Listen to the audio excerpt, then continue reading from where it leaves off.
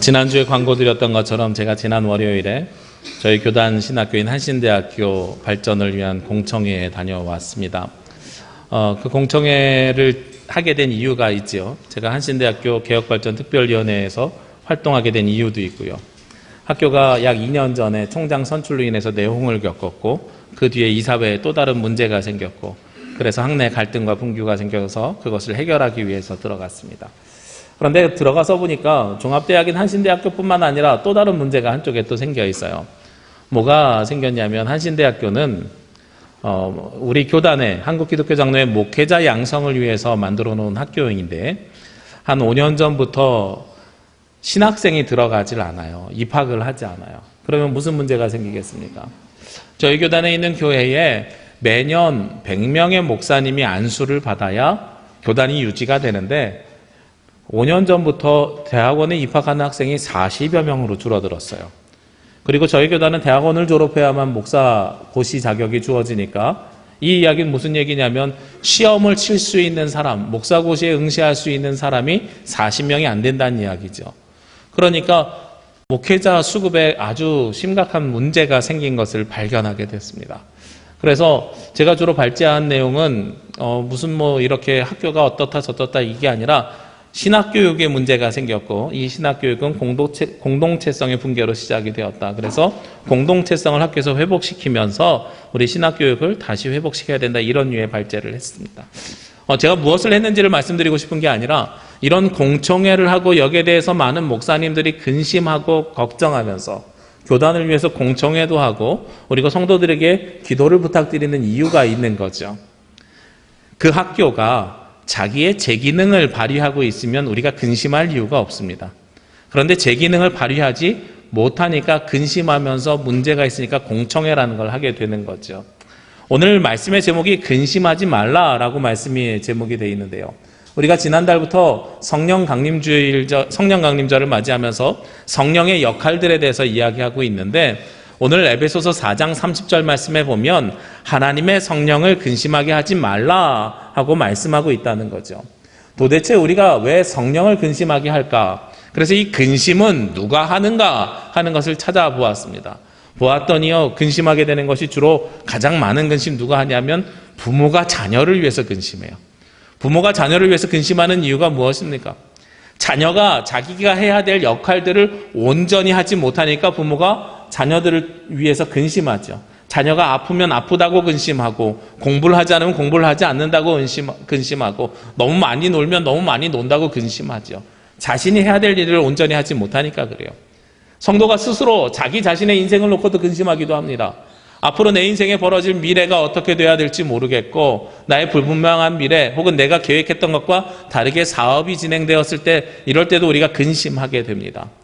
요즘은 또 무엇을 위해서 근심합니까? 한국 경제를 위해서 이 나라 정치를 위해서 근심하게 되죠. 이 근심이 다 어디로부터 와요? 경제가 제기능하지 못하고 정치가 제기능하지 못하니까 근심하게 되죠. 그러면 성령께서 근심하게 되는 이유가 무엇일까? 바로 성령의 사람인 우리가 성령의 사람처럼 살지 못하니까 근심하고 있는 거예요. 오늘 에베소서 4장 30절 말씀에 보면 하나님의 성령을 근심하게 하지 말라 하고 그 뒤에 말씀이 또 이어져 있습니다. 그 안에서 너희가 구원의 날까지 인치심을 받았느니라.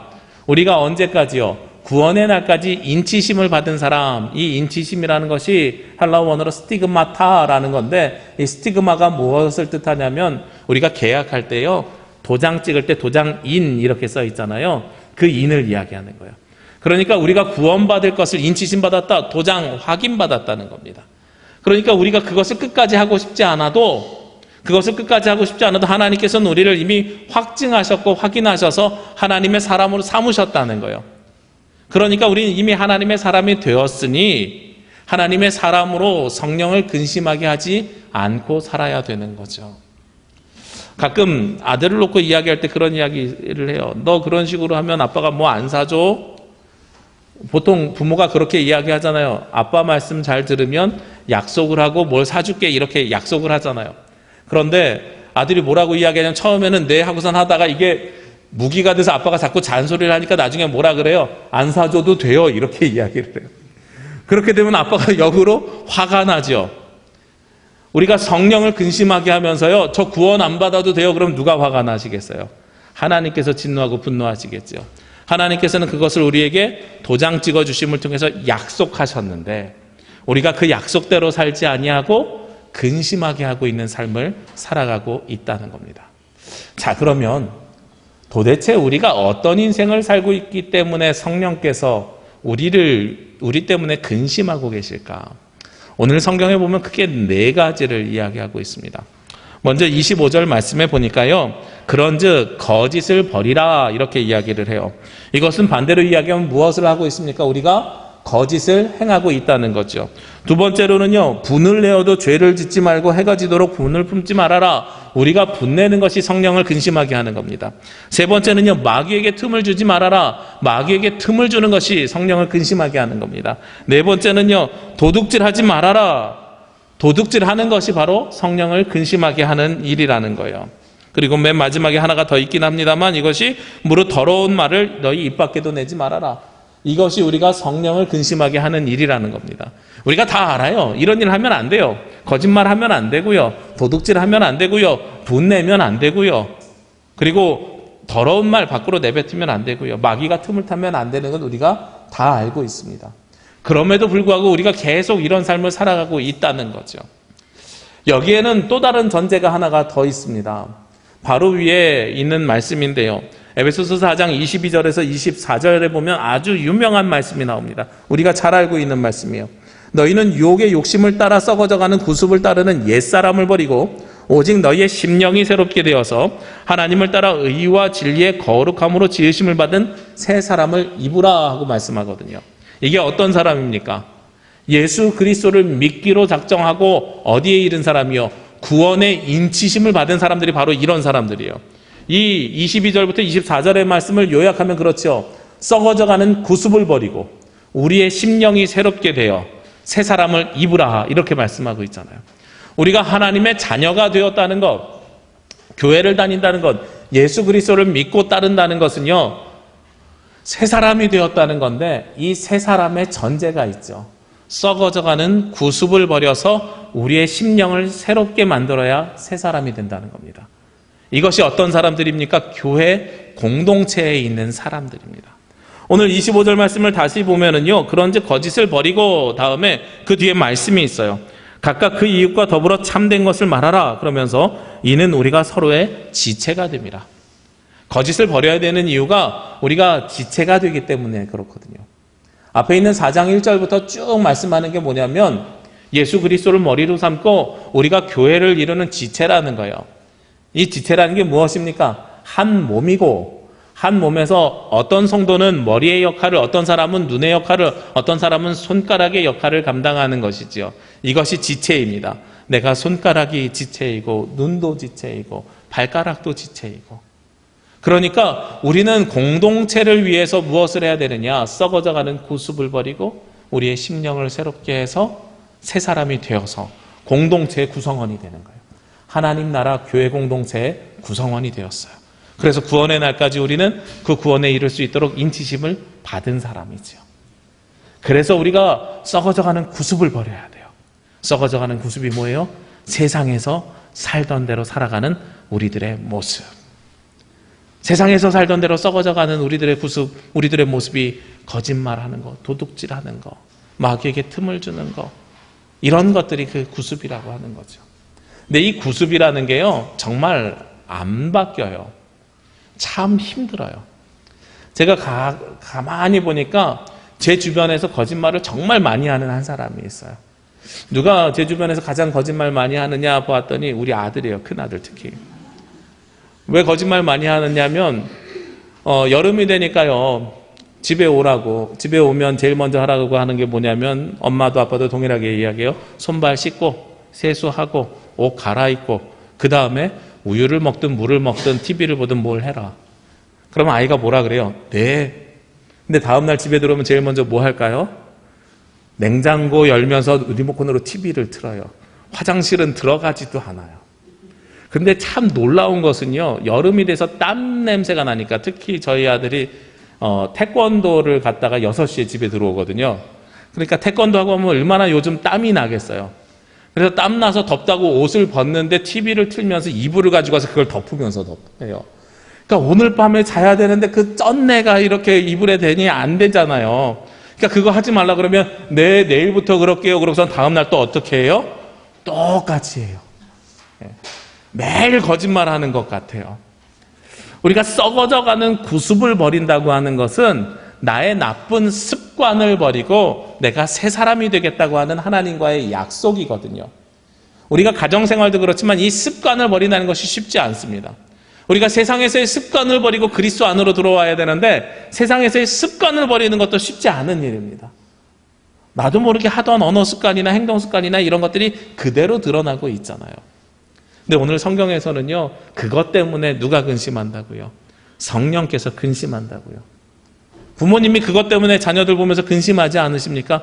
야, 그거 냄새 나면 너 오늘 밤에 어떻게 살 거니? 부터 시작해가지고 그 다음엔 엄마의 잔소리가 속사포처럼 다다다다다다다 가기 시작하잖아요. 왜 그런 일들이 생겨요? 근심하고 걱정하니까요. 아이가 해야 될 일들을 제대로 하지 못하니까요. 그래서 오늘 성경에서 성령을 근심하게 하는 것들이 우리가 표면적으로 볼 땐 거짓말하는 것, 도둑질하는 것, 마귀에게 틈을 타는 것 이런 것인 줄 알았는데 엄밀하게 얘기하면 딱 한 가지로 귀결되죠. 썩어져가는 구습을 아직도 버리지 못했다는 거죠. 성경에 보니까 유명한 아들이 하나가 또 나와요. 우리가 잘 아는 탕자라는 아들이 나옵니다. 탕자는요, 어땠던 사람입니까? 아버지에게 자기가 받을 유산을 미리 받아가지고요, 밖으로 돌아다니면서 그 유산을 쓰겠다고 했던 사람이에요. 아버지는 그 유산을 줬어요. 그리고 이 탕자는요, 밖으로 돌아다니면서 그 유산을 허랑방탕하게 다 써버립니다. 나중에 다 쓰고 나니까 할 수 있는 게 없잖아요. 그래서 요즘 말로 무엇을 시작해요? 알바를 하죠. 어디서 알바를 하냐면 돼지우리에서 알바를 하잖아요. 돼지우리에서 알바를 하다가 쥐업 열매를 먹으면서 눈물을 흘리죠. 돼지밥을 훔쳐 먹으면서 내가 이렇게 사느니 차라리 어떻게 사는 게 낫다고요. 아버지의 종으로, 내가 종으로라도 아버지의 집에서 사는 것이 낫겠다고 결정하죠. 여기서 놀라운 일이 벌어지는 거예요. 이 탕자가요, 쥐업 열매를 먹으면서 결단을 하는 겁니다. 뭘 결단을 하냐면 내가 아들로서의 부와 기와 영화와 지위를 내려놓고 이제는 아버지의 집에서 차라리 종으로 사는 게 낫겠습니다 라고 이야기하는 거죠. 부잣집 아들의 습성은 무엇입니까? 뭐든지요, 부모에게 자판기 누르듯이 주세요 그러면 받아서 쓰는 게 부잣집 아들의 습성이에요. 부잣집 아들의 또 다른 습성은요, 부족한 것이 없는 거예요. 내가 갈급한 적이 없는 겁니다. 부잣집 아들의 또 다른 습성은요, 내가 하고 싶은 대로 마음대로 살아가는 삶입니다. 누가 주인인 삶이에요? 내가 주인인 삶인 거죠. 그런데 이제 누가 주인인 삶? 아버지가 주인이고 내가 종인 삶을 살겠습니다라고 탕자가 결단하죠. 이게 탕자의 입장에서 무엇을 버리는 거예요? 썩어져가는 구습을 버리는 거죠. 내가 가지고 있는 나쁜 습관, 아버지의 아들로서 가지고 있는 모든 습관, 이것을 저는 버려버리겠습니다. 썩어져가는 구습을 버리고 이제는 아버지를 섬기는 새로운 사람이 되겠습니다 하고 결단하고 주님을 찾아가게 됩니다. 아버지를 찾아가게 됩니다. 근데 그 아버지는 여전히 아들로 받아주시지요. 우리가 하나님의 아들로 이 땅에서 살아가면서요, 세상의 것을 버린다고 하는 것은 그러한 썩어져가는 구습, 내가 주인된 인생을 버리라는 거예요. 아이들이 왜 집에 와가지고선 먼저 씻는 거 하지 않고 이불에 들어가서 TV를 먼저 틀겠어요? 자기가 주인된 삶이거든요. 편안하게 쉬고 싶거든요. 외부에서 이야기하는 이야기를 안 듣는 게 아니에요. 못 듣는 게 아니에요. 근데 그것이 누가 주인된 삶이라고 생각하지 않아요. 내가 주인된 삶이라고 생각하지 않기 때문에 그 이야기를 안 듣는 거예요. 그런데 그것은 오히려 성령을 근심하게 하는 일로 바뀌게 되는 거죠. 오늘 말씀에서 우리가 공동체를 회복하기 위해서는, 교회 공동체가 유지되기 위해서는 썩어져가는 구습을 버려야 되는데요. 이것이 무엇을 뜻하냐면 내가 세상에서 가지고 있는 모든 습관들을 버려버리는 것, 이렇게 치부할 수도 있지만 내가 종이 되기로, 탕자와 같이 종이 되어서 섬기기로 결단하는 또 다른 결단이 그 가운데 포함되기도 합니다. 제가 지난주에 한신대 공청회에서 발표했다 그랬잖아요. 그리고 나서 한 3일 뒤에 집에 와서 인터넷으로 그 공청회를 이제 보고서를 써야 돼서 생중계했던 유튜브를 찾다가 깜짝 놀랐어요. 왜 놀랐냐면 그 공청회 기사가 CBS 동영상으로, 그 다음에 C채널 동영상으로 나왔는데, 동영상에 공청회 전체가 나온 게 아니라 뉴스로 한 2분 정도 리포터로 기자가 나왔어요. 보통 뉴스에 공청회가 나오면 앞에 공청회 발표자들 쭉 있는 화면 나오고, 거기에 참여하는 회중들 이렇게 뭐 쓰거나 뭐 하거나 이런 거 이렇게 잡잖아요. 그리고 주로 발제하는 사람이 한 15초 정도 나오는데, 그게 둘 다 제가 나왔어요. 그래서 깜짝 놀랐어요. 왜 내가 화면에 이렇게 15초 동안 발표하는 모습이 나오지? 깜짝 놀랐어요. 근데 깜짝 놀랐는데 두 채널에서 다 뭘 잡았냐면, 신학교육에 지금 문제가 공동체성의 붕괴가 있습니다 라고 이렇게 제가 발표를 했거든요. 그 부분이 이렇게 편집돼서 나온 거예요. 좀 거짓된 정보도 그 가운데 있어요. 저를 이성진 목사라고 그냥 쓴 게 아니라 교단 대표 목사로 저를 써놨어요. 그래갖고 제가 깜짝 놀래가지고 이거 거짓된 정보인데 이게 뉴스에 오해 삼겠네 이런 생각도 했는데, 어쨌든 공동체성 붕괴가 지금 신학교의 가장 커다란 문제입니다라고 말씀드렸는데, 교회 공동체도 마찬가지라는 거죠. 오늘 이 에베소 교회에서 성령이 근심하게 된 이유는 구습을 버리지 못한 것이 시작이라면, 그 다음에는 그 구습을 버리지 못해서 무엇이 사라진 거예요? 공동체성이 교회에 사라지게 된 겁니다. 제가 너무나도 안타까운 것은요, 교회의 다음 세대들이 갈수록 줄어들고 있습니다. 갈수록 줄어들고 있는데, 이 다음 세대들이 가지고 있는 사회적인 문제가 또 있어요. 교회뿐만 아니라 세상에서 문제를 가지고 있는 게 있어요. 무엇이냐면 바로 공동체성의 상실이라는 거예요. 제가 예전에 한 논문을 쓴 적이 있습니다. 어떤 논문을 썼냐면, 세대별로 소통하는 방법에 따라서, 어떤 방법으로 소통을 하느냐에 따라서, 놀이문화에 따라서 성향이 구별된다라는 논문을 제가 소논문을 한번 쓴 적이 있어요. 제가 그때 구별하기를 어떻게 구별했냐면, 70년대에 태어난 사람, 70년대 중반까지 태어난 사람들은, 야, 우리 놀자 그러면 어떻게 놀았냐면, 공 하나 들고요, 고등학교 시절에 공 하나 들고 운동장 가서 농구를 하든지 축구를 하든지 그랬어요. 공동체성이 담보되어 있는 놀이에요. 근데 70년대 후반부터 태어난 사람들은요, 무엇을 접하기 시작하냐면 청소년 시절에 PC방 문화를 접하기 시작합니다. 그래서 야, 우리 놀자 그러면 70년대 후반부터 80년대 태어난 사람들은 같이 몰려서 어디로 가냐? 운동장으로 가서 서로 땀 흘리면서 노는 게 아니라 PC방을 들어가요.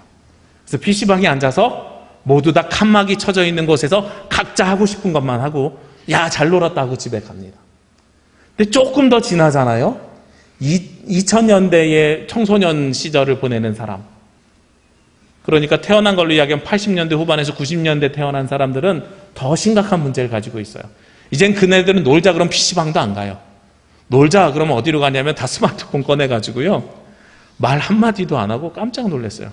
5명이 있는데, 같은 방에 있는데 대화를 하는 게 아니라 카톡으로 대화를 하고 있어요. 그러면서 거기서 게임하고 있는 게 얘네들의 놀이문화인 거예요. 놀이문화가 어떻게 바뀌었어요? 공동체성이 놀이문화 속에서 우리가 자연스럽게 우리는 한 팀이야 라는 것을 이야기했던 문화에서 자연스럽게 어떻게 바뀌어요? 우리는 한 팀이지만 각자 자기 영역도 중요해 하는 영역으로 바뀌었다가, 이제는요, 같이 있지만 너는 너고 나는 나야 하는 것으로 다시 바뀌게 된 거죠.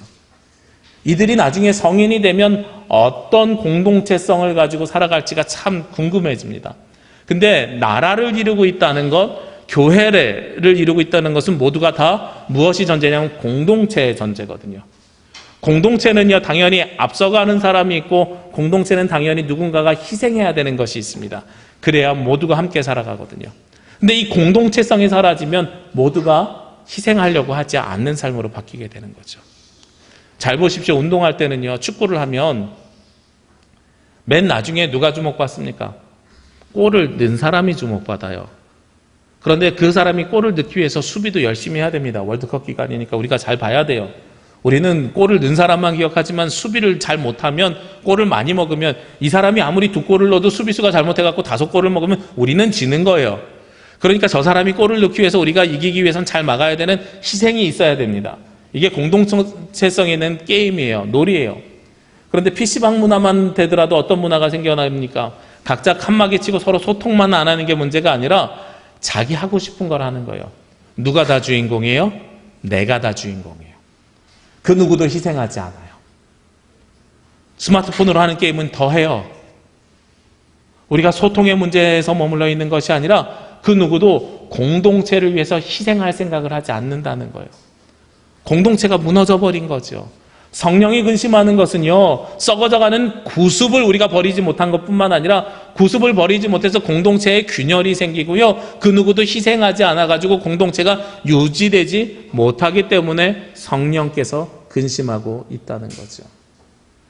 우리는 지난 몇 주간을 통해서 성령께서 임재하시고 예수 그리스도가 보혜사 성령을 우리에게 보내주셨고 그 성령께서 우리 안에 내주하시고 동행하시고 그리고 지난주에는 성령께서 우리에게 은사를 주셔가지고 주의 말씀을 선포하게 하셨다는 말씀을 나눴어요.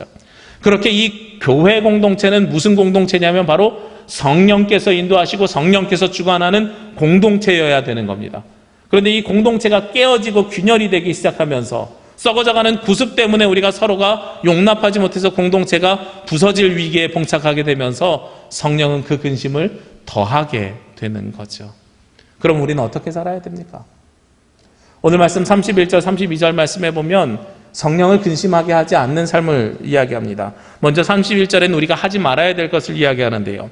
너희는 모든 악독과 노함과 분냄과 떠드는 것과 비방하는 것을 악의와 함께 버리고, 먼저 버리라 그랬어요. 악독과 노함과 분냄과 떠드는 것과 비방하는 것 어디에 있는 겁니까? 그 위에 있는 25절에서 29절까지 있는 내용 그대로 요약해놨지요. 즉 썩어져가는 구습을 버리라고 하는 거죠. 버릴 건 버리자고요. 그리고 나서 무엇을 가지고 살아야 돼요? 이 32절 말씀이 전 중요한 것 같은데요. 세 가지를 하라고 합니다. 첫 번째는 서로 친절하게 하고요. 두 번째는 불쌍히 여기라고 하고요. 세 번째는 서로 용서하라고 말씀하고 있습니다. 그것이 성령을 근심하지 않게 하는 일이라는 거예요. 친절한 것이 무엇입니까? 누군가에게 잘 해주는 것이 친절한 것이냐? 저는 좀 다르게 생각합니다. 친절함이라고 하는 것은 내가 상대방을 대할 때요, 진정성 있게 대하는 것이 저는 친절함이라고 여겨져요. 왜냐하면 우리가 상대방을 친절하게 하는 것에 대해서는 받는 사람의 기준에 따라서 다 다르거든요. 어떤 분들은요, 교회에 올 때 입구에서부터 누가 내가 앉을 자리까지 안내해주면 이 교회는 참 친절해요 이렇게 이야기하는 사람이 있어요. 그런데 그 중에는 반대로 오늘 잠깐 예배하고 가거나 아니면 내가 아무도 나를 관계하지 않고 나 오로지 하나님만 만나고 싶은데 자꾸 옆에 와서 누가 물어보는 거예요. 그러면 그것이 오히려 불편할 수도 있어요. 그래서 아무도 나에게 터치하지 않는 것을 친절이라고 여기는 사람도 있어요. 이 친절은 굉장히 주관적인 거예요. 그런데 분명히 우리가 알 수 있는 사실은 하나 있죠. 무엇을 알 수 있습니까? 상대가 나를 진심으로 대하느냐 진심으로 대하지 않느냐. 방법이 아니라요, 그 마음이 어떠냐는 우리가 느낄 수 있는 겁니다. 저는 개인적으로 제가 저희 할아버지를 굉장히 좋아하거든요. 근데 저도 그렇지만 제 기억 속에도 그렇지만 저희 어머니도 비슷한 증언을 하세요. 저희 가정이 아버지가 지방에 발령받아서 지방에서 사실 때 제외하고는 할아버지 할머니하고 함께 살거나 아니면 옆집에 살거나 아니면 앞집에 살았거든요. 그러니까 늘 함께 모시고 살았는데 저희 어머니도 제 기억에도 어떤 게 있냐면 할아버지가 그 어떠한 손주도 한번 안아주신 적이 없어요. 저희 어머니도 그래요. 아니 어떻게 우리 할아버지는 손주 하나 안고 엉덩이 한번 안 두들겨 주셨냐고. 근데요, 그런데 그러면 그 할아버지가 사랑이 없으신 분이냐? 아니에요. 제가 우리 할아버지로부터 너무도 많은 사랑을 받았음을 저는 지금도 고백하거든요. 표현하는 방법이 일반적인 사랑과 다를 뿐이죠. 일반적인 사랑과 다른 것도 아니에요. 가만히 생각해보면 옛날 어르신들, 남자분들 다 그러셨어요. 묵뚝뚝하게 표현 못 하시죠. 그냥 물끄러미 바라보고 계시죠. 그냥 물끄러미 바라보고 계시는 것도 사랑의 표현이었더라고요. 그리고 어느 날 가면 저도 모르게 알아서 준비되어 있는 한 가지들이 이미 나를 사랑해서 이미 예비하시고 준비하시는 일들이더라고요. 내가 너를 사랑하노라 라는 이 말이 없었을 뿐이지, 스킨십이 없었을 뿐이지 사랑이 없는 게 아니라는 겁니다. 근데 반대로요, 회사가 크고 기업이 클수록 굉장히 친절한 사람들이 많이 있습니다. 우리 제일 고객센터 전화하면 그 사랑을 제일 많이 받잖아요. 그렇죠? 코미디 개그의 소재로도 쓰였는데 고객센터 전화하면 뭐라 그래요? 사랑합니다 고객님 이러고 전화 받잖아요. 그럼 개그맨들이 뭐라고 대답해요? 거기서 당신이 나를 언제 봤다고 사랑하십니까? 네. 우리가 거기서 사랑을 느낄 수 있어요? 고객센터 직원이 사랑합니다 고객님 한다고 해서 내가 그 사랑을 느끼냐고요? 아니죠. 그게 친절인 것처럼 형식적으로는 보이지만 그 안에 무엇이 사라졌어요? 진정성이 사라졌죠. 우리가 성령을 근심하지 않게 하기 위해서는요, 공동체를 위해서 서로를 친절하게 하는 것, 서로 진정성 있게 대하라고 말씀하고 있는 겁니다. 그리고 두 번째는 무엇을 요청합니까? 오늘 말씀에서 서로 불쌍히 여기라고 이야기해요. 불쌍히 여긴다는 것은요, 내가 너보다 높은 사람이야, 내가 너보다 물질적으로 괜찮아, 이런 거 이야기하는 거 아니에요. 너 불쌍해, 내가 동전 줄게, 이거 얘기하는 게 아니라는 거예요. 이 불쌍히 여기라는 것은 예수님께서 이야기하는 긍휼한 사랑을 하라, 이런 말씀인 겁니다. 제가 아까 시작할 때도 공청회 얘기를 했으니까요. 공청회를 하기 위해서 지난 월요일에 아침에 비행기 타고 서울 갔다가 저녁에 왔어요. 저녁에 오는데요, 제가 보통 비행기를 예약할 때 우리 큰 항공사들 거 보면 인터넷으로 미리 좌석을 지정할 수 있어요. 그래서 공항에 일찍 가면 앞자리 좋은 자리 주잖아요. 원하는 자리. 근데 저희는 공항이 10분 거리라 일찍 가서 할 일이 별로 없거든요. 그래서 제가 한 30분 전에 딱 간단 말이에요. 근데 30분 전에 가면 처음에는 맨 뒷자리 주고 날개 자리 주고 꼬리 자리 주고 잘 안 줘요. 그리고 심지어 뭐가 제일 불편하냐면 저는 통로에 앉거나 창가에 앉는 게 편하거든요. 등치가 크니까. 근데 가운데 자리 주면 양쪽에 있는 사람들에게도 민폐고 저도 불편해요. 그래서 인터넷으로 미리 이렇게 클릭을 해서 좌석을 지정을 해요. 구매할 때. 근데 맨 앞에 한 두세 자리는 안 주고 그 세 번째, 네 번째 자리부터 이렇게 통로 자리를 제가 보통 지정을 하는데, 그러면 어떤 장점이 있냐면 비행기가 딱 쓰고 안전벨트 등이 딱 꺼지는 순간에 제가 바로 일어나면서 가방 내려서 앞으로 쑥 튀어나오면은요 1등으로 내릴 수가 있어요. 1등으로 내리면 앞에서 걸어올 때도 제 앞에 그 통로에 거치는 사람도 없고 빨리빨리 걸어서 집에 올 수 있잖아요. 제가 심심해 갖고 한번 시간 재봤는데 주는 대로 앉아서 맨 뒤에 안쪽에 앉은 거랑 1등으로 내리는 거랑 집에 도착한 시간이 약 10분 정도가 차이가 나요. 생각보다 큰 차이예요. 그런데 제가 그렇게 1등으로 탁 보통 튀어나와서 앉는데 지난 월요일엔 그러지 않았어요. 앞에서 세 번째 똑같이 앉았는데 딱 가방을 꺼내자마자 딱 통로에 자리 잡고 앞으로 쑥 튀어나가면 튀어나갈 수 있는데 안 나가고요. 통로를 딱 막고 섰어요. 제 등치가 크니까 뒤에 있는 사람들이 아무도 못 나오는 거예요. 뒤에서 막 불만이 들려요. 아저씨 좀 빨리 가세요. 우리 불편해요. 뭐 이런 얘기를 들려요. 근데 꽉 막고 서 있었어요. 왜 그랬냐면 비행기 탈 때 보니까요. 제 앞에 앉으시는 분이 휠체어 타고 오셔서 타셨더라고요. 비행기를 탈 때는 휠체어 타고 오시는 분이 먼저 타니까 잘 안 보여요.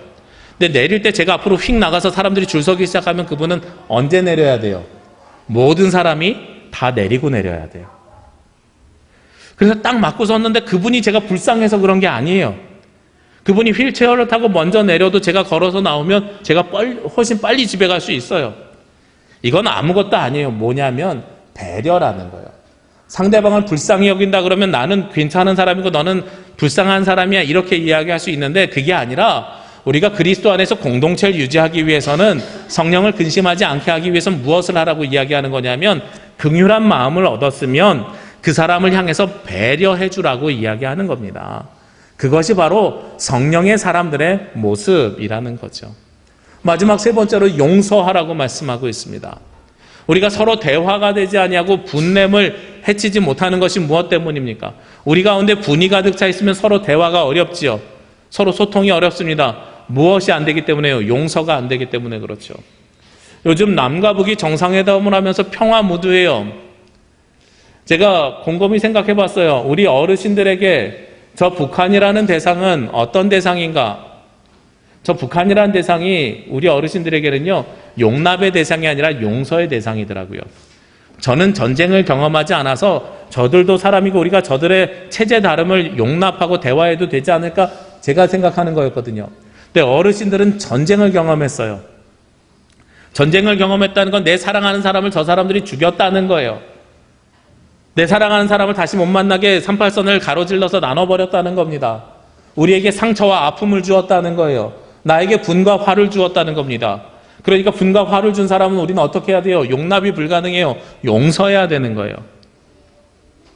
그러니까 용납은요, 이야기의 시작이 될 수 있지만 용서해야 그것이 완결되거든요. 오늘 성경에서 어떻게 하라 그래요? 남과 북이 하나 되기 위해서는, 물론 통일을 원하지 않는 20대가 61%나 되지만, 우리가 어쨌든 통일은 아니어도 우리가 전쟁의 공포가 사라지는 그 세상에서 살기 원하면 용서해야 되거든요. 그래야 이것이 하나의 공동체성이 회복되는 것이고 성령께서 근심하게 하지 않는 이유입니다. 우리가 이 땅에서 살아갈 때에 하나님의 인치심을 받은 자녀로 여러분들이 살아가시기를 원하면 썩어져가는 구습을 먼저 버려야 됩니다. 공동체를 깨는 이 모든 것들을 우리가 버려야 됩니다. 그리고 나서 어떻게 살아야 된다고요? 진정성을 가지고 서로를 친절하게 대하고 서로를 긍휼하게 여겨서 배려하는 삶을 살아야 되고, 설마 혹시 나에게 잘못한 사람들이 있더라도 그들을 용서하는 삶을 살아가는 것, 이것이 성령을 근심하지 않게 하는 삶, 이것이 하나님의 인치심을 받은 구원받은 사람들의 삶이라는 거예요. 그래야 우리가 어느 나라에 들어가요? 하나님 나라에 구원받은 백성으로 그 삶을 살아갈 수 있다고 말씀합니다. 하나님께서는 우리를 성령으로 인치셨습니다. 이 말씀은 절대로 우리를 고아와 같이 버려두지 아니하신다는 말씀입니다. 우리와 함께 하신다는 말씀입니다. 우리와 함께 하시는 성령의 인도함을 받아서 살기를 원하시면 성령을 근심하게 하지 말고 진정성 있게 친절을 베풀며 긍휼히 여김을 통하여 배려를 하고 우리가 분냄을 참고 용서하며 그 나라에 같이 들어갈 수 있는 공동체를 이루는 저와 여러분이 되시기를 주의 이름으로 기도합니다. 기도드리겠습니다. 거룩하시고 은혜로우신 아버지 하나님, 하나님께서 오늘 예배 가운데 함께하여 주시니 감사합니다. 오늘 주신 말씀을 통해 저희들 성령의 인도하심을 받는 삶을 살길 원하는데 그 삶을 살아가며 성령을 근심하지 않게 하여 주옵시고 서로 진정성 있게 친절하게 대하며 긍휼한 마음으로 배려하며 우리의 분을 내려놓고 용서하며 그리스도 안에서 하나님 보시기에 합당한 인생을 살아갈 수 있도록 도와주시옵소서. 이 모든 말씀 예수님의 이름으로 기도합니다. 아멘.